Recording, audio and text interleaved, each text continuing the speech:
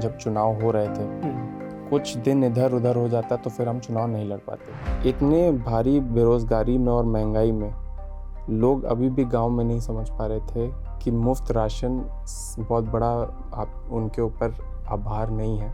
हम सरकार के साथ मिल करके या सरकार की नाक में दम कर करके अपने युवाओं को, किसानों को, माताओं को जिस तरीके से हक दिलवा सकते हैं। लोगों को ये लगता है कि अयोध्या और उनके लोगों को जिस तरीके से लोग अब गालियाँ भी दे रहे हैं, ट्रोल भी कर रहे हैं, काफी ट्रोल किए गए, बहिष्कार की बातें हुई, लोग समस्या, निजी समस्या वहाँ पे नहीं समझ पा रहे थे। जिस तरीके से रातों रात बिना पूछे लोगों के घर गिरा दिए गए, बेघर कर दिया गया, उनका सामान पूरा अंदर था फिर भी सब तहस नहस हो गया, तो वो कभी दिखाया नहीं जाता, इसलिए लोगों को पता नहीं चलता।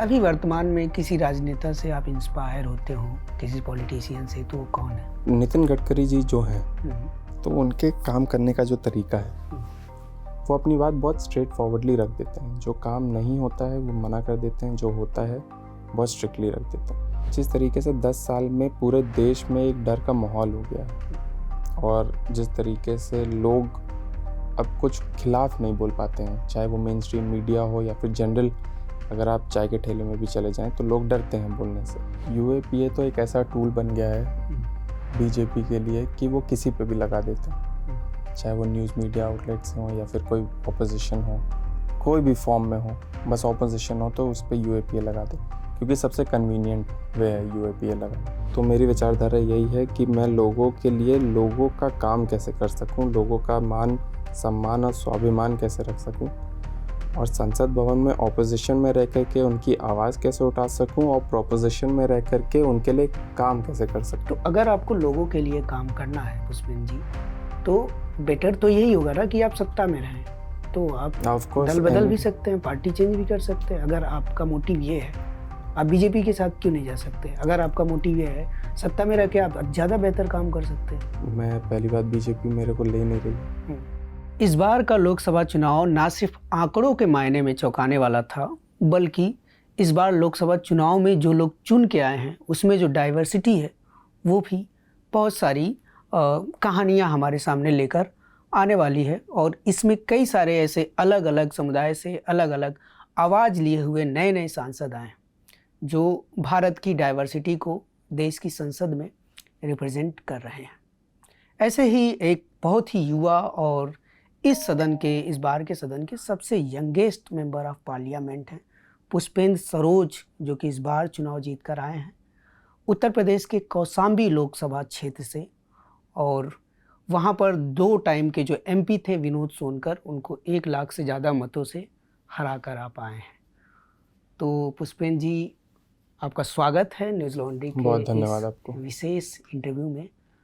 तो मेरा सबसे पहला सवाल यही रहेगा कि आप 25 साल के हैं और मैं भी आपके बारे में रिसर्च कर रहा था तो हाल ही में, तो मैंने देखा कि आपकी जो उम्र है वो मार्च में, उससे 2 हफ्ते पहले ही आप 25 साल के हुए, चुनाव की घोषणा से पहले ही। जी बिल्कुल। तो हाउ इट फील्स कि आप इस देश के, इस सदन के सबसे यंगेस्ट एमपी हैं, ये फील कैसा होता है कि जब आपको पता चला आप जीत गए हैं और आप सदन जाएंगे? देखिए, जब कभी कोई भी पहली बार मेंबर ऑफ पार्लियामेंट बनता है या फिर कुछ भी ऐसा बड़ा अचीव करता है तो उसकी फीलिंग हमेशा अच्छी रहती है।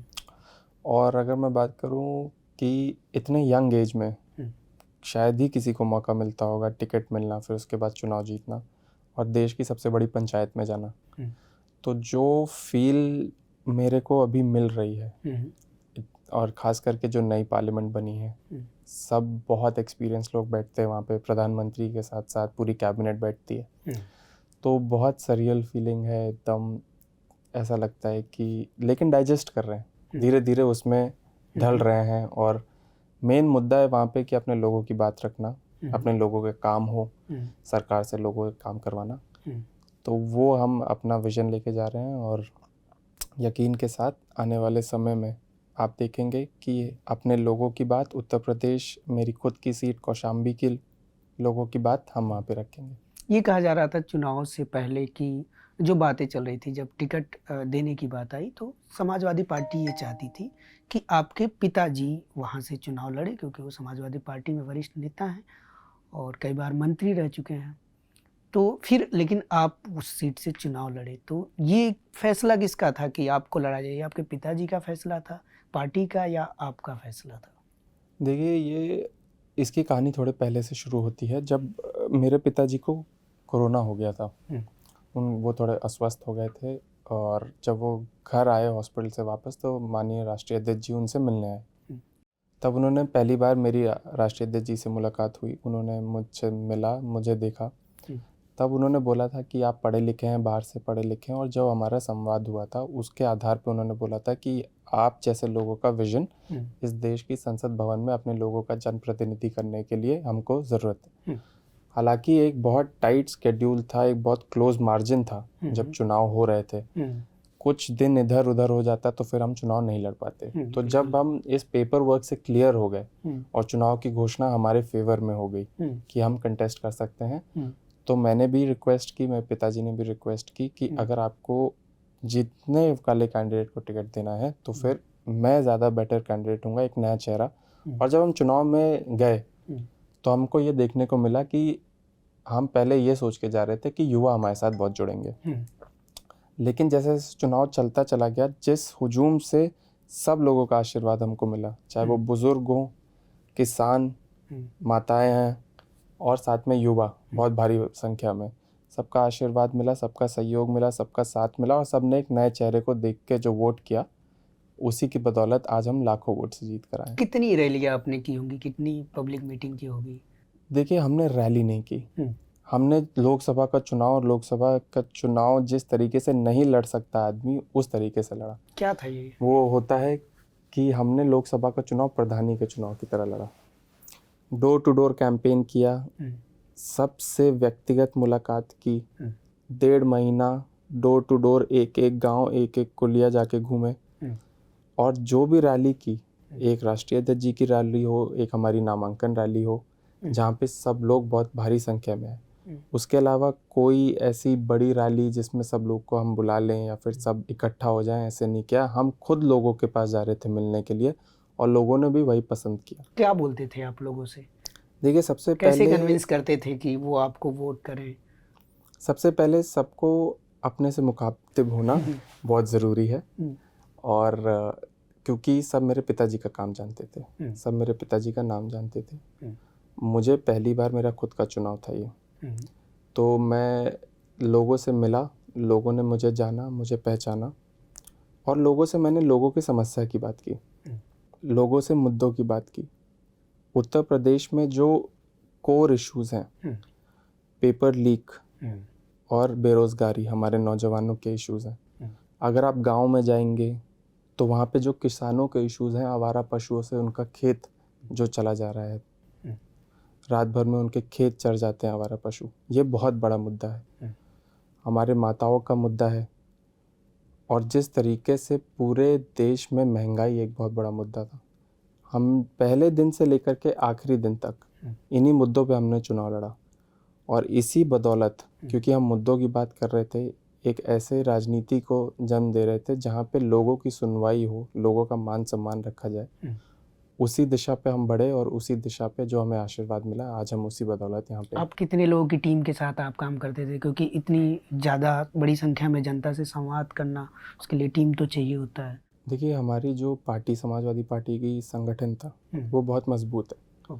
2022 में भी हमने पहली बार तीनों विधानसभा जो कौशाम्बी की हैं, वो बहुत हाई प्रोफाइल सीट्स थी, लेकिन तीनों में समाजवादी पार्टी पहली बार इतिहास में जीती। इस बार इंडिया गठबंधन का होना, कांग्रेस का जुड़ जाना, आम आदमी पार्टी के लोग भी थे, और कई ऐसी लोकल पार्टी भी थे, उनका सबका संगठन जिस तरीके से मेल भाव करके हमने एक साथ मिल करके अपना संगठन, एक मजबूत इंडिया गठबंधन का संगठन बनाया, तो हम लोगों के बीच गए, उनका बहुत बड़ा योगदान था। क्योंकि जिस गर्मी में ये चुनाव कराया गया था, उसमें डोर टू डोर जाना, लोगों से मिलना, लोगों को समझाना, क्योंकि इतने भारी बेरोज़गारी में और महंगाई में लोग अभी भी गांव में नहीं समझ पा रहे थे कि मुफ्त राशन बहुत बड़ा आप उनके ऊपर आभार नहीं है, ये एक उनकी एक लड़ाई है जो हम लड़ रहे हैं कि हम उनको रोज़गार दें।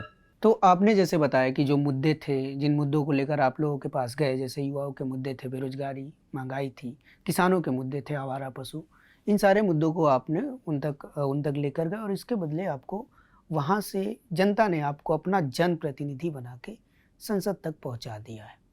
लेकिन एक दिक्कत इसमें हो गई कि आप जीतने के बाद भी आप लोग सरकार में नहीं हैं। सरकार में नहीं है इसका मतलब ये है कि आप पॉलिसी वाइज कोई नई पॉलिसी नहीं बना सकते। तो फिर आप उन मुद्दों को, क्योंकि जनता ने आप पे उम्मीद जताया है, उन इशूज़ को रिजॉल्व करने के लिए विपक्ष में रहते हुए क्या विजन रखेंगे, क्या अप्रोच रखेंगे कि विपक्ष में रहते हुए भी आप कुछ हद तक उनके मुद्दों को, उनकी समस्याओं को सॉल्व कर पाएँ? देखिए, स्वाभाविक है कि हम चुनाव में गए थे सरकार बनाने के लिए, और जिस तरीके से हमको आशीर्वाद मिला, और अब की बार उत्तर प्रदेश की लोगों ने जो बदलाव के लिए वोट डाला था वो इसलिए डाला था ताकि सरकार बने तो हमारे युवाओं को रोज़गार प्राथमिकता हो, रोज़गार मिले, पेपर लीक होना बंद हो। लेकिन फिर जिस तरीके से एनडीए की वापस सरकार बन गई और सरकार के गठन होने के तुरंत ही बाद आपने देखा एक और पेपर लीक हो गया, नीट का। तो ये सिलसिला अभी भी जारी है। अभी भी बेरोज़गारी एक बहुत बड़ा मुद्दा है, अभी भी महंगाई एक बहुत बड़ा मुद्दा है, अभी भी पेपर लीक बहुत बड़ा मुद्दा है, किसानों का भी बहुत बड़ा मुद्दा है, क्योंकि सरकार अभी भी वही है। अब की बार लेकिन विपक्ष बहुत मजबूत है। भारतीय जनता पार्टी की जो 10 साल से सरकार रही वो पूर्ण बहुमत में भारतीय जनता पार्टी खुद थी, लेकिन अब की बार वो नहीं। हम सरकार के साथ मिल करके या सरकार की नाक में दम कर करके अपने युवाओं को, किसानों को, माताओं को जिस तरीके से हक दिलवा सकते हैं, क्योंकि अब हमारे पास सिर्फ एक ही तरीका बचा है, संवाद का। हम पार्लियामेंट जा रहे हैं, सबसे बड़ी पंचायत में अपने लोगों की बात रखें, सरकार की नाक में दम करें या उनके साथ मिल करके सरकार हमारी बात सुने और विशेष रूप पे उस पर एक्ट करे और अपने लोगों के लिए काम करवाए, ये बहुत ज़रूरी है। तो संवाद का जो तरीका है, बाबा साहेब ने जो संविधान बनाया है उसके तहत एक पार्लियामेंट सिस्टम बना है, वहाँ पे जाके लोगों की बात रखें और लोगों की बात पे जो समस्याएं हैं उस पर काम हो, इसलिए हम चुने गए। और ऑपोजिशन का ये बहुत बड़ा रोल है। हमारा रोल, हम सरकार में नहीं आए हैं तो इसका मतलब ये नहीं है कि हमारा मनोबल डाउन हो जाएगा, हमारे लोग का मनोबल डाउन हो जाएगा। बहुत बड़ा भूमिका है, बहुत बड़ा रोल है और हम यकीन के साथ अब की बार बहुत मजबूती से आए हैं। आपको इस बात का भरोसा है कि इस बार जब आप लोग चुनकर आए हैं, इस बार की सरकार में आप लोग जो जनता के मुद्दे हैं, जिन इशूज़ की आप बात कर रहे हैं, उन पर आप लोग सरकार से काम करवाने के लिए मजबूर करने की स्थिति में हैं? इस बात का यकीन है आपको? बिल्कुल, इस बात का यकीन है और अब की बार दुगनी संख्या में आए और ज़्यादा जनता की मुद्दों की और उनके समस्याओं की आवाज़ गूंजेगी। आज ही से आप देखेंगे कि हमने जनता के लिए जो मुद्दे रखे हैं और जिस तरीके से 17वीं लोकसभा में जो एमपीज़ को सस्पेंड किया गया, अनपार्लियामेंट्री चीज़ें हुई, मणिपुर के मसले पे, सब मणिपुर का मसला हो, हर चीज़ हो, ऐसे बिल पास हुए जिसमें कोई ऑपोजिशन ही नहीं था। तो ऐसे मुद्दे आज भी रखे गए और बहुत मजबूती से रखे गए कि एक नई संसद भवन में हम जा रहे हैं और 18वीं लोकसभा में ऐसा नहीं होना चाहिए। तो यही सब मुद्दे हैं, अपने लोगों के मुद्दे हैं, समस्याएं हैं और बस ये है कि दुगनी संख्या में हम आए हैं तो और बुलंदी से अपने लोगों की आवाज़ रखें। आपकी 25 साल एज है, ठीक है, आपने लंदन से ग्रेजुएशन किया, अकाउंट में ना? अकाउंट में। कितने साल तक आप लंदन रहे? 3 साल। 3 साल। तो लंदन से कब लौटे आप? मैं लंदन से 2019 में लौट 19 में लौट आए थे आप। तो उसके पहले आप कौशाम्बी में कितना रहे हैं, उस जगह को कितना जानते हैं? देखिए, 2019 के बाद मैं कौशाम्बी में ज़्यादा रहा हूँ। 2019 से पहले मेरे को रहने का मौका नहीं मिला। मैं बचपन से, मेरी पढ़ाई बोर्डिंग स्कूल में हुई है, देहरादून वेलम बॉय स्कूल में, तो वहाँ पे ज़्यादा समय बिताना पड़ता था, बोर्डिंग स्कूल, फिर वापस बहुत 1 या 2 महीनों के लिए घर आना पड़ता था। फिर उसके तुरंत बाद मैं लंदन चला गया था। जब मैं वहाँ से लौट कर आया तब मैंने ज़्यादा वक्त कौशाम्बी में बिताया। 2022 में अपने पिताजी के खुद के चुनाव में सक्रिय होकर के लिए उनके लिए वोट मांगा है, रैली की है। तो अब की बार जब मैं घूमा अपने खुद के चुनाव में पूरे कौशाम्बी में, हालांकि 22 में सिर्फ एक विधानसभा में घूमा था, तो लोगों ने मुझे पसंद किया, एक नया चेहरा पसंद किया और एक पढ़ा लिखा सांसद उनको चाहिए था। तो अब की बार कौशाम्बी की जनता को इस बात का बहुत गर्व है कि जो सांसद उन्होंने चुनकर भेजा है वो बहुत पढ़ा लिखा है, एक नया चेहरा है और एक युवा है, तो एक नई एनर्जी के साथ आएगा, लोगों की बात रखेगा, काम करेगा। और बस यही मेरी आशा है कि जिस तरीके से उन्होंने मेरे पे भरोसा जताया, अब मैं उनके भरोसे पे खड़ा उतरूँ। तो आप कह रहे हैं कि आप पॉलिटिक्स में आए, लोगों ने भरोसा जताया, तो आपका पॉलिटिक्स में आने का जो इरादा था, क्या वो कब से बनाई? क्या पिताजी के कोविड में जब वो बीमार हुए तब बना, या आपका पहले से ही था कि आपको पॉलिटिक्स में जाना है और चुनना है और इसको परस्यू करना है एज अ करियर? देखिए, पहले था ये कि कभी ना कभी तो पॉलिटिक्स में आना ही है, लेकिन इतने जल्दी आने का मन कभी नहीं बनाया था। और बस ऐसा संजोग बनता चला गया कि समय चुनाव का ऐसा हो गया, मेरी एज भी हो गई, और हम पहले जब टिकट मिला भी नहीं था तब भी लोगों के बीच गए थे टेस्ट करने के लिए कि क्या लोग अपनाते हैं, क्या लोगों की राय है, क्या माहौल है। तो लोगों ने बहुत पसंद किया, लोगों का तभी से आशीर्वाद मिलना चालू हो गया था। तो हमने फिर मन बनाया और फिर बढ़ते चले गए, पीछे मुड़ के नहीं देखा राज यहाँ पे। अच्छा, एक सीट की बहुत चर्चा हुई इस लोकसभा चुनाव के नतीजे के बाद, फैज़ाबाद की सीट जिसमें अयोध्या है। आप क्या सोचते हैं वहाँ के नतीजों को लेकर? जनता अब की बार पूरा चुनाव लड़ रही थी उत्तर प्रदेश की, अगर मैं बात करूँ।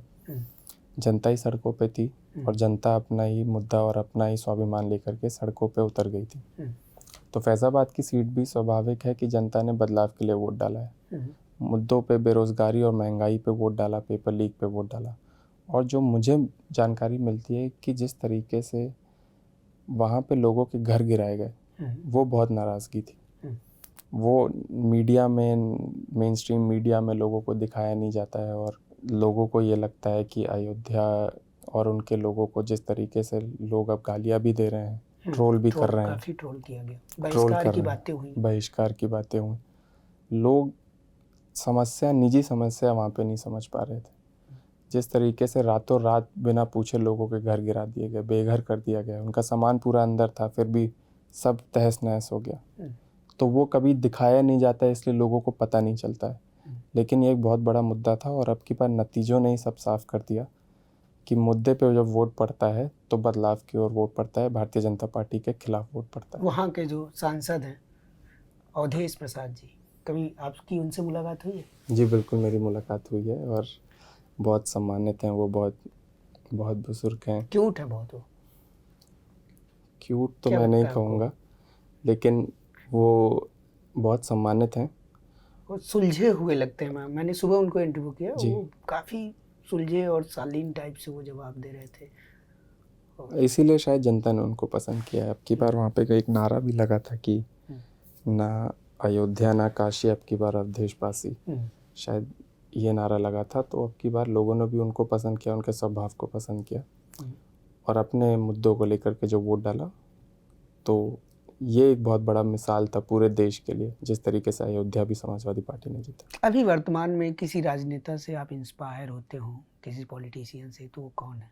देखिए, अगर आप करंट गवर्नमेंट की बात करेंगे तो नितिन गडकरी जी जो हैं, उनके जो बात करने का तरीका है, उनका जो काम करने का तरीका है, मोदी कैबिनेट, तो उनके काम करने का जो तरीका है, वो अपनी बात बहुत स्ट्रेट फॉरवर्डली रख देते हैं। जो काम नहीं होता है वो मना कर देते हैं, जो होता है बहुत स्ट्रिक्टली रख देते हैं। डिसिप्लिन, कमिटमेंट के बहुत वो मेजर फोकस करते हैं उस चीज़ पे, और ऐसा ही स्वभाव होना चाहिए। इसलिए पूरे पार्लियामेंट में आई थिंक वो एक लौते व्यक्ति हैं जिनके अगेंस्ट कोई कुछ नहीं कहता है।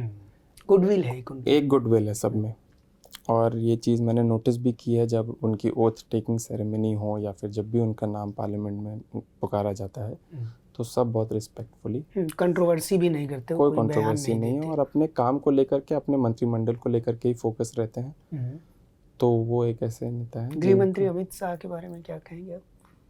देखिए, आपने मुझसे पूछा था किसको पसंद करते हैं, तो मैंने एक नाम मैं थोड़ा व्यू जानना चाह रहा हूँ, क्योंकि आप पॉलिटिक्स में नए आए हैं, देख रहे होंगे, तो लोग जानना चाहते हैं ना कि आप क्या देखते हैं इनकी, जैसे जो नरेंद्र मोदी की पॉलिटिक्स है, या अमित शाह की जो पॉलिटिक्स है, या योगी की जो पॉलिटिक्स है। योगी जिस तरह से यूपी में उन्होंने जिस तरह की पॉलिटिक्स की, और फिर उसके बाद उन पर एक टैग लगा बुलडोजर बाबा का, और उसको उन्होंने ओन किया कि हाँ मैं हूँ बुलडोजर बाबा। जबकि इन उस बुलडोजर बाबा की इमेज का बहुत बार मीडिया में रिपोर्ट्स हुई कि उसका बहुत बार ठेले वालों को उजाड़ दिया गया, किसी गरीब को उजाड़ दिया गया, किसी ऐसे के घर पे बुलडोजर चला दिया गया जिसको बाद में पता चला कि इस पे जो आरोप लगे थे वो सही नहीं थे। सिर्फ आरोप लगने भर से किसी का घर तोड़ा गया, ये सारी चीज़ें हुई। तो इन सारी पॉलिटिक्स को आप कैसे देखते हैं? मैं अमित शाह से शुरू किया था, योगी तक आया देखिए हूँ। पिछले आप 10 तीनों साल को में देख जो के हमने बताइए। पॉलिटिक्स देखी है, हमने बीजेपी के कार्यकाल में अटल बिहारी वाजपेयी जी को भी सुना है। हमने कभी उनकी पॉलिटिक्स देखी नहीं, हम बहुत छोटे थे, लेकिन उनके स्पीचेस सुने और हमको लोग जो बताते हैं वो बहुत डिफरेंट है आज की बीजेपी से। जिस तरीके से 10 साल में पूरे देश में एक डर का माहौल हो गया है और जिस तरीके से लोग अब कुछ खिलाफ नहीं बोल पाते हैं, चाहे वो मेन स्ट्रीम मीडिया हो या फिर जनरल, अगर आप चाय के ठेले में भी चले जाएं तो लोग डरते हैं बोलने से। तो ये तरीका नहीं होता है हेल्दी पॉलिटिक्स। हेल्दी पॉलिटिक्स होनी चाहिए जिसमें प्रोपोजिशन और ऑपोजिशन अपने लोगों की बात रखे, संवाद रखे, लेकिन हेट पॉलिटिक्स नहीं होनी चाहिए। तो ये चीज़ बदला है, ये 10 साल में हमको देखने को मिला। और जिस तरीके से न्यूज़ और मेन स्ट्रीम मीडिया में एक तरफ इंक्लाइंड रहना, ये भी हमको देखने को मिला, जिसकी वजह से अब उन पे भरोसा लोगों का हटने लग गया है। तो जो हम जिस पॉलिटिक्स को देखकर बड़े हुए और अब जाके जब एक्चुअल पॉलिटिकल अरीना में जाए तो वो उसके बीच में जो डिफरेंस है वो हमको पता है, वो फील होता है। तो बस यही है उम्मीद कि आगे आप चल तो के यूपी में ही हैं, योगी जी की पॉलिटिक्स से आपको 2-4 तो होना ही पड़ेगा। देखिए अब तो 2-4 होना ही पड़ेगा, या फिर आने वाले समय में क्या होता है क्या नहीं होता है। लेकिन यह है कि अब हम एक्टिव पॉलिटिक्स में हैं, किस तरीके से जो अभी पॉलिटिक्स चल रही है उसकी जिम्मेदारी भी हम पे है कि किस तरीके से हम उसको बदल सकते हैं। अब हम अगर हेल्दी पॉलिटिक्स चाहते हैं तो सबसे पहले एग्जाम्पल हमको ही सेट करना पड़ेगा। अपने लोगों की बात हो, अपने लोगों का काम हो। सर्वप्रथम लोगों ने आपको जनप्रतिनिधि बना के वहाँ पर भेजा है, तो हम सबका एक गोल होना चाहिए, इंडिया को कैसे आगे बढ़ाएं। और इंडिया को आगे बढ़ाना है तो अपने लोगों को आगे बढ़ाना होगा। अपने लोगों को रोज़गार देना पड़ेगा, अपने लोगों को एक इंफ्रास्ट्रक्चर प्रोवाइड करना पड़ेगा कि जिससे वो उभर कर आएँ, अपना स्किल्स दिखा पाएँ और आगे चल करके इंडिया में रह करके इंडिया को आगे बढ़ाएं। पर मोदी गवर्नमेंट ने तो बहुत सारी ऐसी योजनाएं लेकर आई, स्टैंड अप इंडिया लेकर आई, स्किल इंडिया लेकर आई, तमाम सारे ऐसी योजनाएं आई जिससे लोगों को प्रोत्साहन देखिए देने की बात कही गई। जो मैं पहले भी कह चुका हूँ, ये चीज़ जो भारतीय जनता पार्टी के भाषणों में और आंकड़ों में ज़मीन आसमान का फ़र्क है। चाहे वो कोई भी पैरामीटर हो, उनके जितने भी ये इनिशिएटिव्स होते हैं उनके नाम तो बहुत चलते हैं, न्यूज़ मीडिया में भी चलते हैं, उनके भाषणों में भी चलते हैं, लेकिन उनके जो कोर जाके रूट्स अगर आप देखेंगे कि धरातल में क्या काम हुआ है वो कभी नहीं दिखाई देता है। जिस तरीके से उनके भाषणों में ये भी आता है कि भारत एक बहुत बड़ी सुपर इकोनॉमी बन गया है, एक बहुत बड़ी अर्थव्यवस्था बन गया है, लेकिन आपको उसी भारत में 80 करोड़ लोगों को मुफ्त अनाज देना पड़ रहा है और आप दोनों तरफ अपनी उपलब्धियां गिना रहे हैं। अनाज देने की भी उपलब्धि गिना रहे हैं और भारत को सुपर इकोनॉमी बनाने की भी उपलब्धि गिना रहे हैं। तो ये मुझे लगता है ये चीज़ सिर्फ भारतीय जनता पार्टी कर पाती होगी और जो मीडिया चैनल उनको सपोर्ट करते हैं। वरना ये चीज़ अगर एक कॉमन इंसान, समझदार इंसान को अगर आप बोलेंगे तो फिर वो खुद समझ जाएगा कि ये दोनों एक दूसरे से परे हैं, लेकिन फिर भी इसको एक उपलब्धि गिनाना सिर्फ वही कर सकते हैं।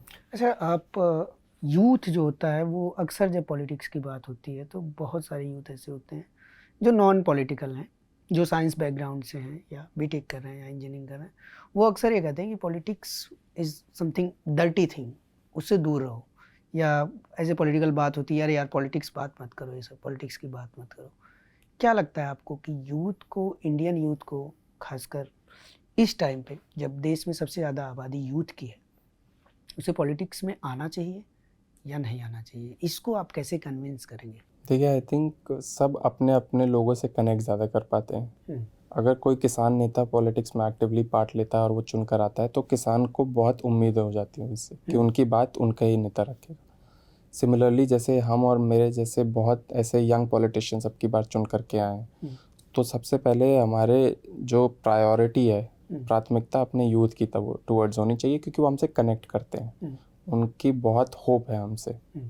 तो उनके ये होप पे हमको खड़ा उतरना है, उनकी बात करनी है संसद भवन में, और प्राथमिकता यूथ की है। लेकिन हालांकि हमारे जो लोकसभा क्षेत्र है, हम सब लोग लाखों लोगों का जनप्रतिनिधि करते हैं। उसमें किसान भी आते हैं, हमारी माताएं भी आती हैं, बहनें भी आती हैं, और सब वर्ग के लोग आते हैं, सब जाति सब धर्म के लोग आते हैं। लेकिन सबकी प्राथमिकता होती है। तो प्राथमिकता हमारी नौजवान है, क्योंकि हमारा उनसे होप है। और यूथ ही एक ऐसा वर्ग है जो आगे चल करके जिनको फ्यूचर कहा जाता है। तो फ्यूचर इंडिया का कैसा होने वाला है वो हमारे यूथ पे डिपेंड होने वाला है। यूथ की आपने बात की, और यूथ में पॉलिटिक्स को आप कह रहे हैं कि इनकरेज एक तरह से आप कर रहे हैं। जैसे आपने किसानों का एग्जांपल दिया कि जिस वर्ग का प्रतिनिधित्व होता है उस वर्ग को उम्मीदें बढ़ जाती हैं, और तो यूथ से अगर लोग आते हैं तो यूथ की उम्मीदें बढ़ जाएंगी पार्लियामेंट में। यूथ पॉलिटिक्स में बहुत सारे लोग ऐसे आए, जैसे उमर खालिद की अगर हम बात करें, उमर खालिद यूथ पॉलिटिक्स के जरिए आए। फिर दिल्ली में जो वायलेंस हुआ, कम्युनल वायलेंस हुआ, उसके बाद से उन पर यूएपीए लगा दिया गया, और अभी तक वो दोषी साबित नहीं हुए हैं और ना उनको बेल दिया गया है। तो क्या आपको लगता है कि किसी नेता, छात्र नेता को जो पॉलिटिक्स में आता है उस पर इस तरह का यूएपीए के बारे में आप अच्छे से जानते होंगे, यूएपीए इस तरह से लगाकर और इतने दिन तक आप पुलिस ये नहीं प्रूव कर पा रही है कि वो बेगुनाह हैं या दोषी हैं, और उनको जमानत नहीं मिल रही है, हर बार उनकी जो बेल की अर्जी होती है वो खारिज कर दी जाती है, इस पर आप उमर खालिद पे मैं आपसे जानना चाहता हूँ आपके व्यूज। देखिए, मैं यूएपीए पे पहले बता दूं। यूएपीए तो एक ऐसा टूल बन गया है बीजेपी के लिए कि वो किसी पे भी लगा देते हैं, चाहे वो न्यूज़ मीडिया आउटलेट से हो या फिर कोई ऑपोजिशन हो, कोई भी फॉर्म में हो, बस ऑपोजिशन हो तो उस पर यूएपीए लगा दे, क्योंकि सबसे कन्वीनियंट वे है यूएपीए लगाना। तो ये गलत है। आप अगर दूसरी तरफ एक अपने भाषण में बोलें कि हमारी आलोचना होनी चाहिए, और कोई अगर हमारी आलोचना करता है तो उससे हमको सीखने को मिलता है, या फिर विपक्ष की आवाज़ मजबूत होनी चाहिए, तो उनकी आवाज़ आपको सुननी पड़ेगी, उनकी सुनवाई हो। लेकिन जिस तरीके से आपने जो उमर खालिद का नाम मेंशन किया, ऐसे तमाम न्यूज़ रिपोर्टर्स भी बड़े बड़े हैं, और ऐसे बहुत पॉलिटिकल एक्टिविस्ट्स हैं जिन पे यूएपीए लगा दिया गया। पूरे भारत ने देखा ये चीज़। भीमा कोरेगांव के दौरान जी बिल्कुल, लगाया गया, सिद्दीकी कप्पन पे लगाया गया, सब पे लगाया गया, और लोगों ने अच्छा नहीं लिया उस चीज़ को। जो लोग समझते हैं यूएपीए को और उसका लिंक जिस तरीके से वो यूज़ किया जाता है सत्ता पक्ष का के साथ में, अगर आप उसमें ईडी, सीबीआई, आईटी सब जोड़ दें, जिस तरीके से ऐसी संस्थाओं का इस्तेमाल होता है सिर्फ ऑपोजिशन पे होता है, तो अब की बार वो भी एक बहुत बड़ा मुद्दा था। इलेक्टोरल बॉन्ड जैसे जो स्कैम हुए, और उस पे एक पर्टिकुलर लोगों पे या फिर पर्टिकुलर बिजनेसेस पे दबाव डाल के एक्सटॉर्ट किया गया मनी, ये एक बहुत बड़ा मुद्दा रहा। जो जानकार लोग हैं, जो पढ़े लिखे हैं, वो इस चीज़ को समझने लग गए कि किस तरीके से सत्ता पक्ष दबाव डाल करके, चाहे कुछ भी हो जाए, साम दाम दंड भेद के तहत उनको बस पक्ष पे रहना है, उस पावर पे रहना है।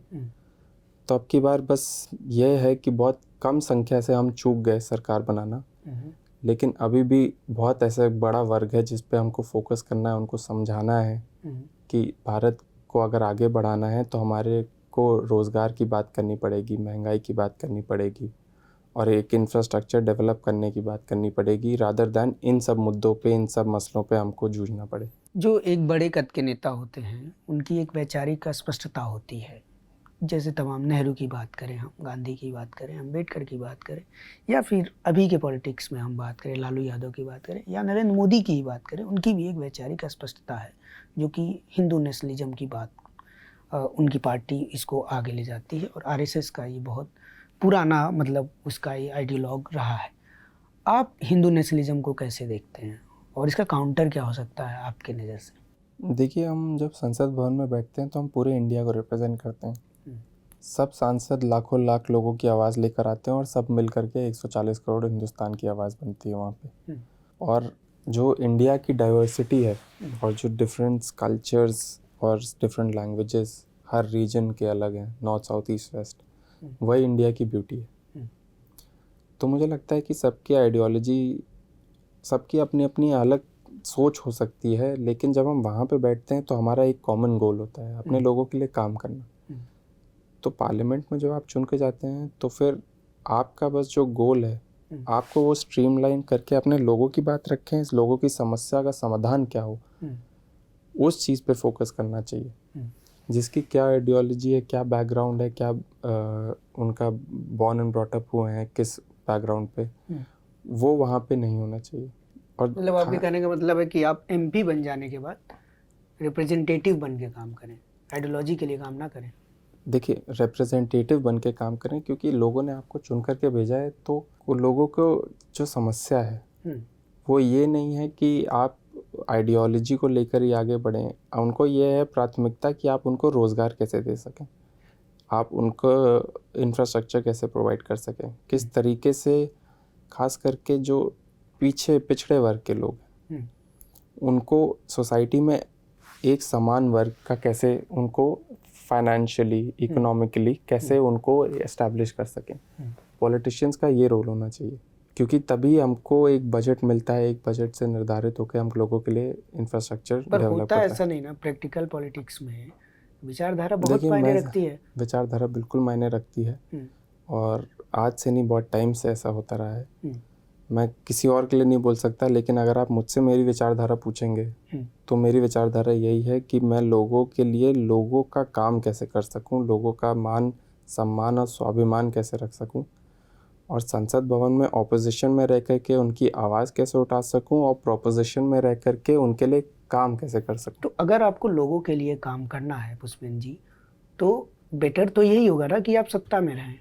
तो आप दल बदल भी सकते हैं, पार्टी चेंज भी कर सकते हैं। अगर आपका मोटिव ये है, आप बीजेपी के साथ क्यों नहीं जा सकते? अगर आपका मोटिव ये है, सत्ता में रह के आप ज़्यादा बेहतर काम कर सकते हैं। देखिए, तो फिर मैं पहली बात, बीजेपी मेरे को ले नहीं रही है, लेकिन दूसरी चीज़ ये है कि एक इंसान का खुद का भी एक रिस्पेक्ट होती है कि जिस पार्टी ने मुझ पर भरोसा जताया, जिस लीडर ने मेरे विज़न को समझा और एक नए विज़न को पार्लियामेंट में रखने का मौका दिया, उनसे अलाइन होके उनके साथ जो मेरा भरोसा रहा उसको तोड़ने का काम मैं नहीं करूँ।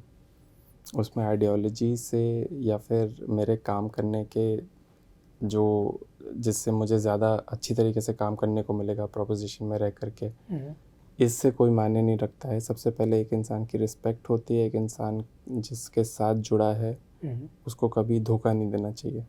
तो ये हमारे साथ पुष्पेंद्र जी थे, और जिस तरह का हम इनसे ये इंटरव्यू इसीलिए कर रहे थे कि हम इनके विज़न को समझना चाहते थे, इनके काम काज के तरीके क्या होंगे, और ये देश की समस्या और देश के ज्वलंत मुद्दों पर ये क्या सोचते हैं, कितनी इनकी स्पष्टता है। क्योंकि बहुत यंग हैं और यंग लोगों को हर कोई जानना चाहता है कि वो किन मुद्दों पर क्या सोचते हैं। इसलिए हमने कोशिश की कि मुद्दों में थोड़ा सा डाइवर्सिटी रखें और इनका उस पर राय जाने, और यह क्या सोचते हैं, ये क्या काम करते हैं, इनका बैकग्राउंड कैसा रहा, इन सारी चीज़ों के बारे में इन्हीं की जुबानी हमने सुनी। आपको इंटरव्यू कैसे लगा हमें ज़रूर बताएं। धन्यवाद। पत्रकारिता का नासूर बन चुके विज्ञापन के मॉडल को खारिज करके खबरों की इस दुनिया को बदलिए, ताकि पत्रकारिता आपके लिए जवाबदेह बने। newslaundry.com/subscription पर क्लिक कीजिए और अपने मन मुताबिक पेमेंट का विकल्प चुनिए, क्योंकि हमारे सब्सक्राइबर्स का नारा है, मेरे खर्च पर आजाद हैं खबरें।